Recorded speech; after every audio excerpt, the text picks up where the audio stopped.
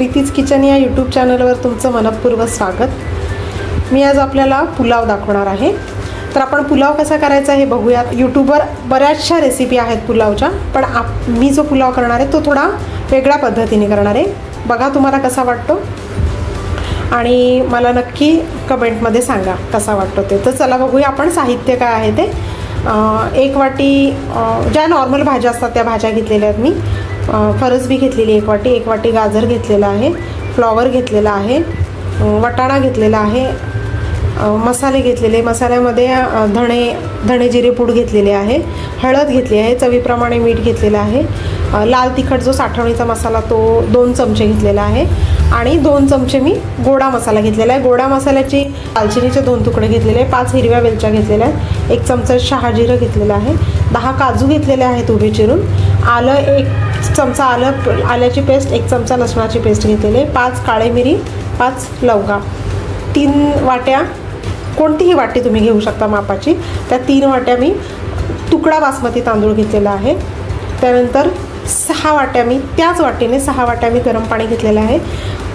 कांद्याची पेस्ट घेतलेली आहे, 1 कांद्याची आणि 1 टोमॅटोची पेस्ट घेतलेली आहे। मटार, फ्लॉवर, गाजर आणि फरसबी ह्या भाज्या घेतलेल्या आहेत। तर चला आता आपण रेसिपी बघूया। तर चला आपण रेसिपीला सुरुवात करूया। हे बघा, मी एक पातेलं घेतलेलं आहे, गरम थोडंसं नॉर्मल गुळाचं घेतलेलं आहे, अगदी पातळ आणि अगदी जाड पण नाही घेतलेलं, पण शक्यतो थोडं जाड गुळाचंच घ्या। पातेलं घेतलेलं आहे, ते गरम करत ठेवलेलं आहे गॅसवर। त्याचबरोबर जे मी 6 वाट्या पाणी ठेवलं होतं ते मी गरम करायला ठेवलेलं आहे। तर आता आपण तेल घालूया। 3 वाट्या तांदूळ आहेत, तर मी 3 पळ्या तेल घेतले। मी 3 वाट्या तांदूळाला 3 वाट तेल घेतलेलं। तेल गरम होते। तेल गरम होत असताना त्याच्यामध्ये पहिले आपण टाकू हिरवी वेलची, त्यानंतर लवंग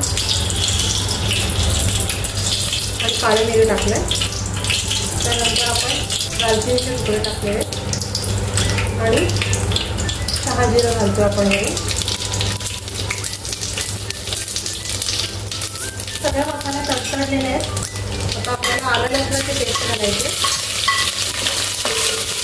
नॉर्मली जे पुलाव आहे त्याच्यामध्ये अख्खा कांदा म्हणजे कांद्याच्या कांदा आणि टोमॅटो चिरून घालतात, आणि याच्यामध्ये मी कांदा आणि टोमॅटोची पेस्ट वापरणार आहे। खूप छान अशी टेस्ट येते त्याच्यामुळे। आपल्याला आलं लसूण चिली पेस्ट आहे ती आपली भाजलेली आहे। आता आपल्याला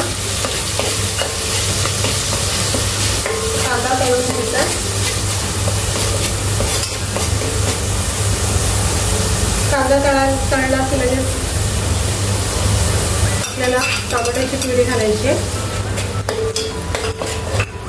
गॅस थोडा मध्यमच ठेवायचा।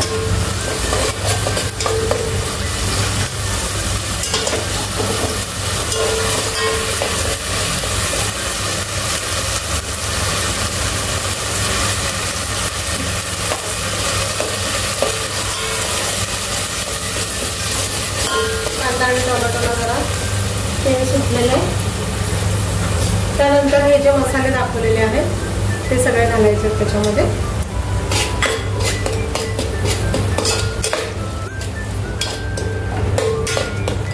तो गोडा मसाला जो मी घेतला होता त्या गोड्या मसाल्याची रेसिपी मी मागच्या ब्लॉगमध्ये दिलेली आहे, तुम्ही बघू शकता। त्याच्यामध्ये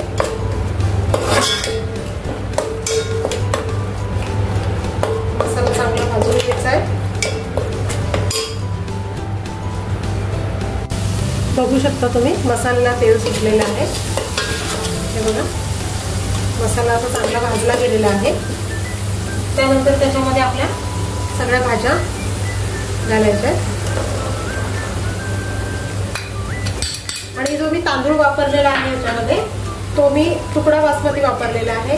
नॉर्मली जसं आपण बिर्याणी तांदूळ वगैरे वापरतो तो न वापरता तुम्ही एकदा हे ट्राय करून बघा, तुम्हाला नक्की आवडेल। सगळ्या भाज्या घालायच्यात आपल्याला। ऑप्शनल आहे, तुम्हाला बटाटा घालायचा असेल बटाटा घालू शकता तुम्ही, पनीर घालायचं आहे पनीर घालू शकता। त्यानंतर हे सगळं एकजीव करून घेऊयात आपण। भाज्या बघा सगळ्या मसाला थोडा त्यांना लागलेला आहे, एकजीव करून घेतलेलं आहे सगळं। त्यानंतर त्याच्यामध्ये काजू घालायचे आणि आता आपल्याला त्याच्यामध्ये मिक्सरचं जे भांड्यामध्ये मी वाटण केलं होतं खोबरं आणि याचं, त्याच्यामध्ये थोडंसं पाणी घातलेलं आहे आणि ते पाणी थोडंसं आपण याच्यामध्ये घालूया आणि त्याच्यावर झाकण देऊन भाज्या थोड्याशा वाफवून घेऊया, शिजून नाही घेऊया, वाफवून घेऊयात आपण भाज्या थोड्याशा। हे बघा झाकण दिलेलं आहे, भाज्यांना थोडी उकळी येऊ देत। तर बघूयात आपण भाज्याला वाफ, हे बघा वाफ आलेली आहे चांगली।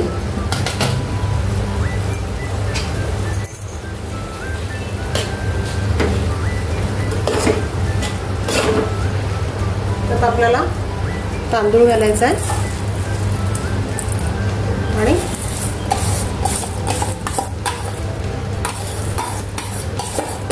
झाकण द्यायचं तांदूळ घालून। आणि हा जो तांदूळ आहे तो सगळा आपल्याला मिक्स करून घ्यायचा याच्यामध्ये। बघू शकता तुम्ही खूप सुगंध असा सुटलेला आहे गरम मसाल्यांचा आणि जो आपण गोडा मसाला वापरला त्याचा सुद्धा। आता आपल्याला याच्यामध्ये हे पाणी घालायचं आहे, उकळलेलं जे पाणी आहे ते आपल्याला याच्यामध्ये घालायचं आहे।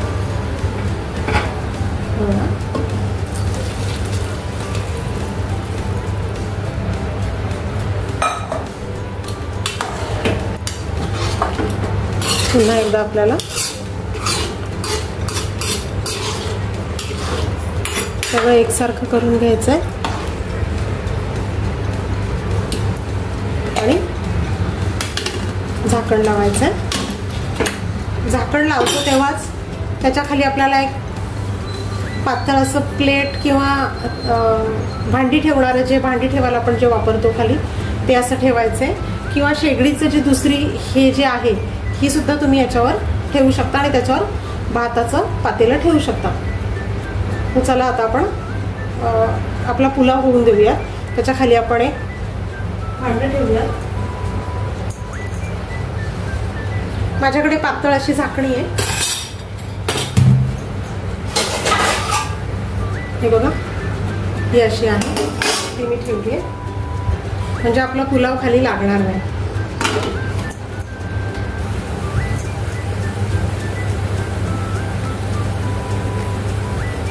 गॅस तर बघू शकता आपला पुलाव तयार आहे। बघा आता कसं झालेलं आहे, हे बघा मी गॅस बंद केलेला आहे आणि हे बघा कसा मोकळा असा पुलाव आपला झालेला आणि गोडा मसाल्याचा आणि खड्या मसाल्यांचा इतका सुगंध सुटलेला आहे। हे बघा बघू शकता तुम्ही, असा मोकळा असा झालेला आहे आपला पुलाव। तर अगदी सोपी अशी रेसिपी आहे ही आणि हा तांदूळ पूर्णपणे मला शिजायला एक 20 ते 22 मिनिटं लागली, डिपेंड तुमचा तांदूळ कसा असेल त्याच्यावर। पण पाण्याचं आणि बाकीचं प्रमाण तुम्ही सेम घेतलं तर एकदम व्यवस्थित असं होईल। तर चला आता आपण डिश सर्व करूया।